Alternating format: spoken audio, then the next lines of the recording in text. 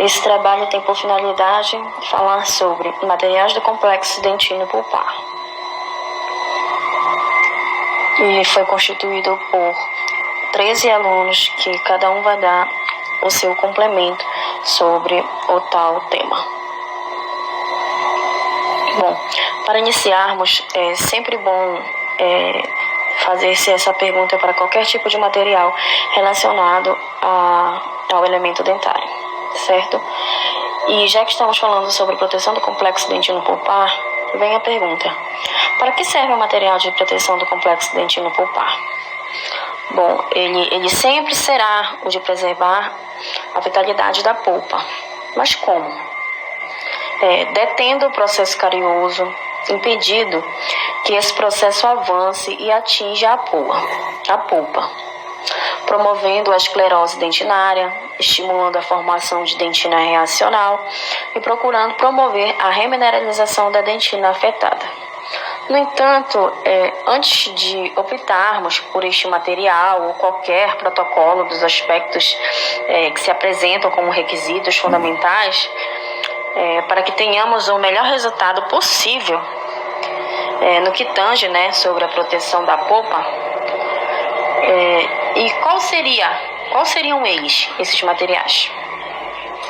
O primeiro é o correto diagnóstico do estado pulpar, que é o estágio inflamatório à polpa. Que estágio inflamatório a polpa se encontra? Existe uma pulpite reversível, ou essa pulpite já está caminhando para um estado de irreversibilidade, ou mesmo já está irreversível? Bom, o correto diagnóstico do estado pulpar é fundamental para escolhermos os melhores materiais e técnicas com um objetivo maior, que é o de proteger essa polpa, certo? O segundo requisito é o de preservação de tecidos passíveis de remineralização. No processo carioso, temos mais superficialmente uma dentina infectada, rica em micro-organismos, toxinas, enzimas e sem a preservação de qualquer organização da morfologia original, de maneira a ser impossível conseguir sua reorganização e remineralização. Por outro lado, logo abaixo nós temos uma área de tecido cariado afetado, tecido este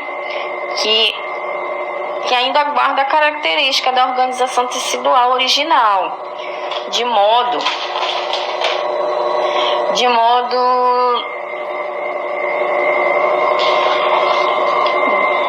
que conseguimos, remineralizá-la, reorganizá-la, certo?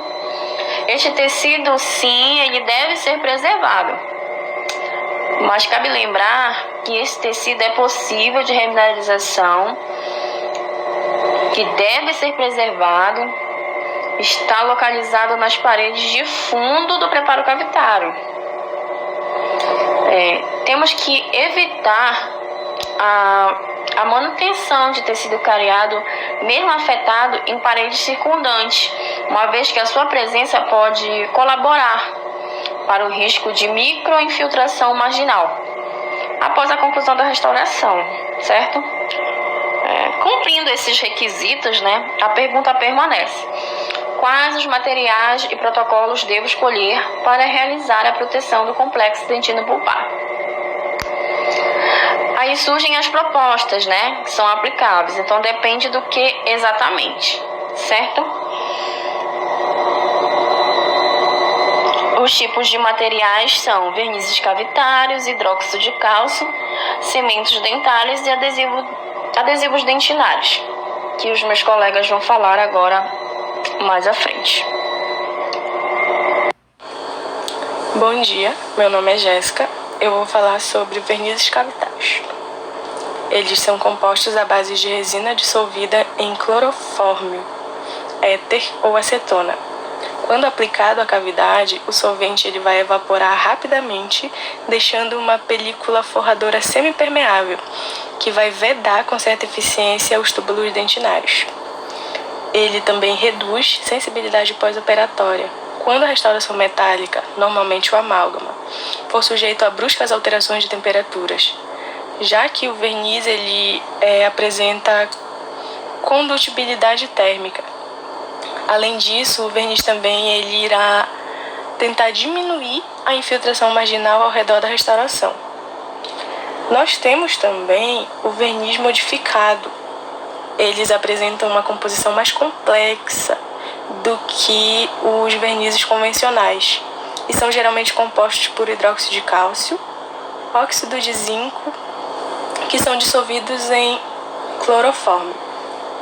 Quando aplicados na cavidade, o solvente evapora, deixando uma película protetora desses materiais aderida às paredes cavitárias. Esses materiais eles foram desenvolvidos com a finalidade de incorporar os efeitos benéficos do hidróxido de cálcio ao dente, para acelerar a formação de dentina reparadora, além de reagir ou neutralizar o ácido contido no forramento. Como, por exemplo, nós podemos citar nos cimentos que contêm ácido fosfórico. Segundo alguns autores, o verniz modificado ele deve ser aplicado apenas deixando as margens do preparo sem esse tipo de verniz, pois o hidróxido de cálcio ele é solúvel nos fluidos bucais, provocando assim, com o decorrer do tempo, ele pode causar uma infiltração marginal.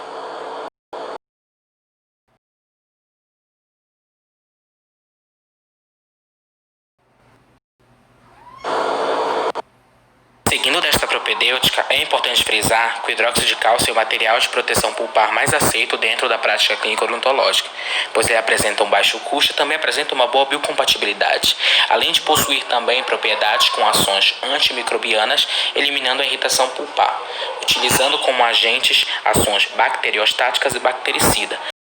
E também a formação de dentina esclerosa ou reparadora e, por fim, protege a polpa contra estímulos termoelétricos. No entanto, suas formas de apresentações encontram-se em solução de hidróxido de cálcio proanálise, mais conhecido como hidróxido de cálcio, e cimentos de hidróxido de cálcio, como está sendo apresentado nas imagens adjuntas. Outro material recomendado é os cimentos dentários ou os cimentos protetores. Eles vão ter diferentes composições e comportamentos, tanto físicos e biológicos diferentes.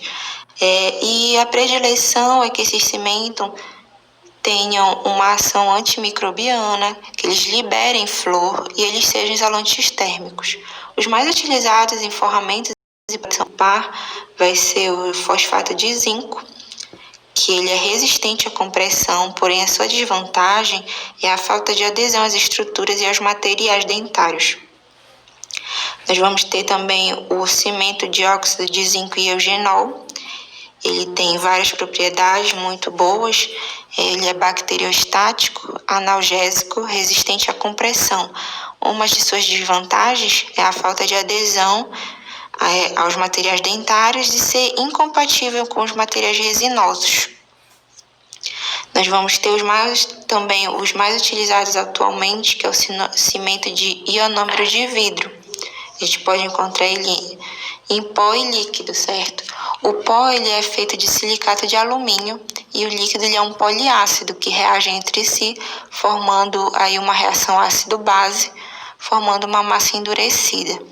O CIV, ou o cimento de ionômero de vidro, mais conhecido como CIV, ele pode ser utilizado em restaurações, capeamento pulpar, cimentos, certo? A vantagem dele é adesão ao esmalte e à dentina, ele é anticariogênico, ele é biocompatível, ele vai liberando o flúor e o coeficiente de expansão térmica dele é próximo ao do dente. Ele também apresenta ótimas propriedades químicas e ele é fotopolimerizável. O seu preparo dental e a restauração logo após a sua ativação.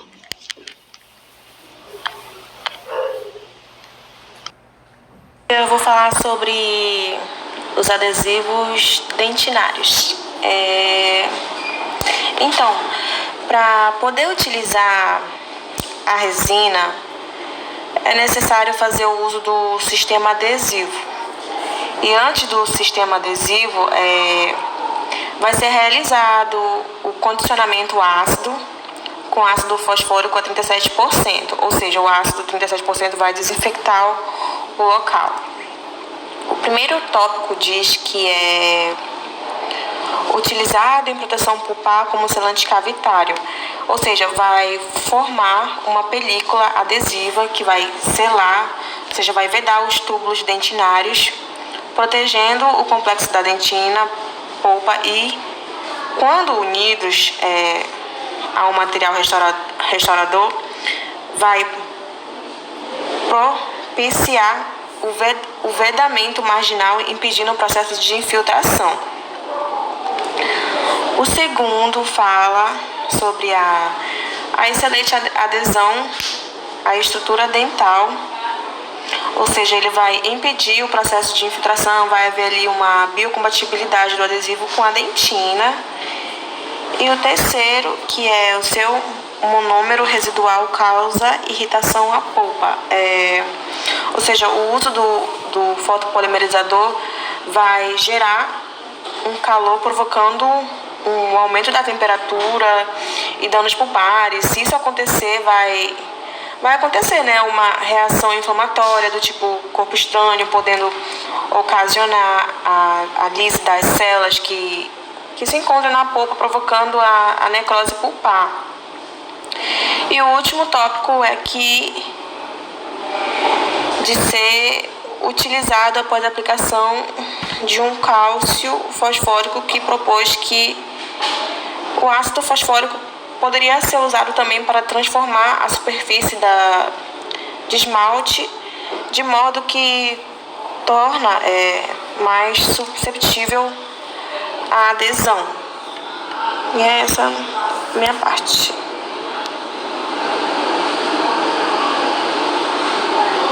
Bom dia, meu nome é Beatriz Pamplona e hoje eu vou explicar a indicação pulpar direta e a pulpar indireta, começando pela pulpar direta. Ela é indicada quando ocorre a exposição acidental da polpa durante a remoção da dentina e o preparo da cavidade. Ocorre principalmente em dentes jovens. Baseia-se na aplicação de um agente protetor diretamente sobre o tecido pulpar exposto. Tem o objetivo de manter a vitalidade pulpar, promover o restabelecimento da polpa e estimular a formação da dentina. Já a pulpar indireta, ela é indicada na remoção incompleta da dentina cariada, com o intuito de evitar a exposição pulpar. Mesmo a dentina desmineralizada ainda possui vitalidade.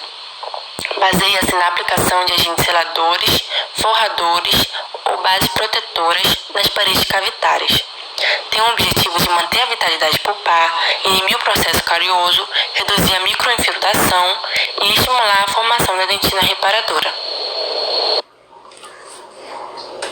Bom dia, meu nome é Jamile. Eu vou falar sobre indicação na pulpotomia e expectante no complexo dentino-pulpar. Na pulpotomia, a indicação é em dentes jovens, descidos e permanentes, principalmente antes do término da formação apical, como a gente vê aqui na primeira imagem, que o dente ainda está em formação. A realização da pulpotomia pode ser profilático, polpa viva e sadia, é certeza de saúde periapical, e biológico, com complementação da risogênese, cuja polpa foi atingida pela evolução da cárie, traumatismo e etc. E aqui ao lado temos a indicação da expectante, que a sua indicação é quando não há comprometimento pulpar irreversível e possibilidade de exposição pulpar se houver remoção de todo o tecido cariado, como a gente vê aqui na imagem de expectante. Bom dia, estarei dando continuidade no trabalho. Eu me chamo Exílio Sandin. Eu fiz uma parte do recobrimento pulpar indireto. Bom, nesses casos eles são aconselháveis eliminar a dentina infectada, como todo e qualquer caso, certo? Porém, a gente deixa uma breve camada ali de 1 milímetro de dentina que foi afetada antes de aplicar o protetor pulpar, certo? Porque a dentina afetada ela pode estar desmineralizada e ser mais brando do que a dentina saudável. Mas a gente conserva a estrutura de colágeno e não apresenta contaminação bacteriana e tem capacidade de se remineralizar. Tá? Através do cobrimento pulpar indireto, é possível conter uma lesão pulpar irreversível, assim como reforçar a dentina, ao estimular a geração de dentina reparadora. Em contrapartida, essa dentina afetada é a dentina amolecida, que é o colágeno desmineralizado e destruído, certo? Está infectada por bactérias e deve ser eliminada. Meu nome é Karina Lunardi e eu vou falar sobre as indicações em cavidades superficiais, indicações em cavidades rasas e indicações em cavidades médias. Em cavidades superficiais, em esmalte ou ultrapassando a junção amelo-dentinário, não é necessária a proteção pulpar. Então, utilizamos apenas o material restaurador. Já em cavidades rasas, com mais de 2 milímetros de estrutura entre o assoalho e a polpa, também não é necessário a proteção pulpar. Utilizamos apenas o material restaurador. Já em cavidades médias, com mais de 1 milímetro e menos de 2 milímetros de estrutura entre o assoalho e a polpa, é necessário a aplicação do adesivo dentinário em restauração em resina e a aplicação de verniz cavitário em restaurações em amálgama.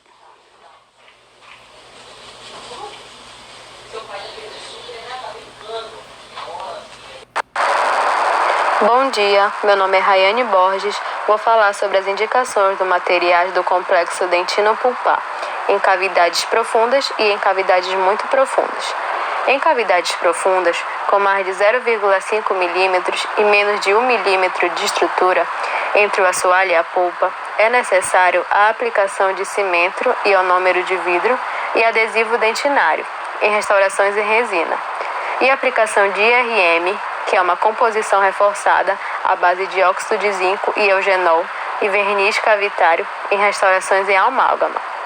Em cavidades muito profundas, com menos de 0,5 de estrutura entre o assoalho e a polpa, é necessário a aplicação de hidróxido de cálcio, cimento ionômero de vidro e adesivo dentinário em restaurações em resina, e aplicação de hidróxido de cálcio, IRM, que é a composição reforçada à base de óxido de zinco e eugenol, e verniz cavitário em restaurações em amálgama. Bom dia, vou falar sobre a técnica de proteção pulpar direta. Quando ocorre pequena exposição pulpar durante o acabamento do preparo, no caso quando não há contaminação de polpa por cárie, nós seguimos a seguinte técnica. Pega-se uma bolinha de algodão esterilizada, embebida em solução de soro fisiológico, sobre a exposição para hemostasia. No caso seria a solução de cálcio sobre a exposição de hidróxido de cálcio PA sobre a exposição novamente. Nos casos de exposição pulpar e a existência de tecido cariado no interior da cavidade, a gente vai usar a técnica de proteção pulpar convencional. No que consiste essa técnica?